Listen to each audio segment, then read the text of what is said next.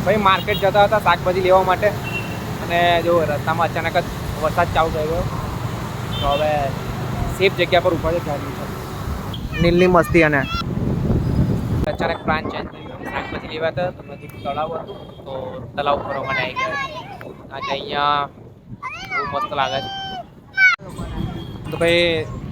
અહીંયા ઊભા છે ને વરસાદ ફરીથી ચાલુ થઈ ગયો છે અને છત્રી બી લાયા નથી તો બેલક આજે પલળીને ઘેર જવું પડશે ચાલો ભાઈ હવે જે કામ કરવા આવ્યા તે કામ કરવા જઈએ છીએ મતલબ કે શાકભાજી લેવા આવ્યા તો શાકભાજી લેવા માટે જઈએ છીએ માર્કેટ આવે આપણી સામે જ છે માર્કેટ તો નીલ અમારો બેઠો છે એક્ટિવા પર શાંતિથી અને અમે શાકભાજી લઈએ છીએ